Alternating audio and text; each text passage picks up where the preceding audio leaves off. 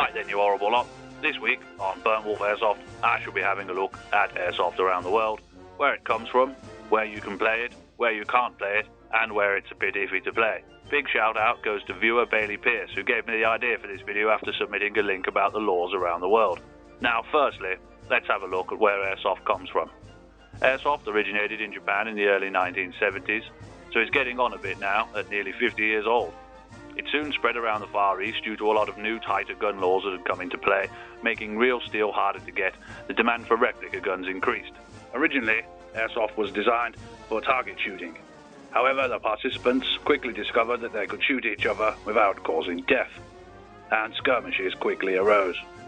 The name Airsoft comes from what the Japanese called it, soft air, because of the green gas used to propel the guns. Airsoft quickly spread around the world, getting into Europe, the UK and the USA in the late 80s and early 90s.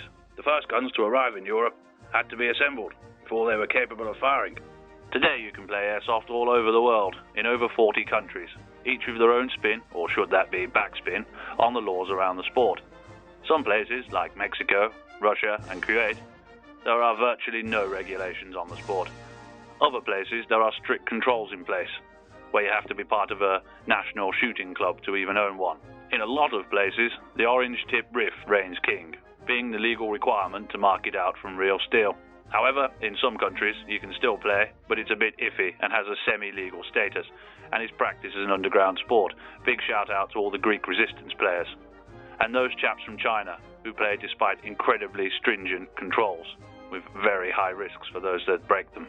Sadly, however, Airsoft's banned in a few places. You can't play Airsoft in Singapore, and in the land down under, skip is not skirmishing. And in other places, like India, no one's decided what to do about the sport yet, and there are no guidelines or official groups.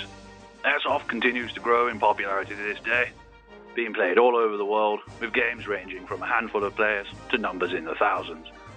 It's played mostly for the fun of it, but it's also played competitively, and is even used in some armed forces as a training tool. And that pretty much covers it for today's video. Hope you've enjoyed this brief history of Airsoft. As always, thanks for watching, and don't forget to like and subscribe for more. And if you have any ideas for future videos, please let me know in the comments section below. Anyway, back to what you were doing. At ease.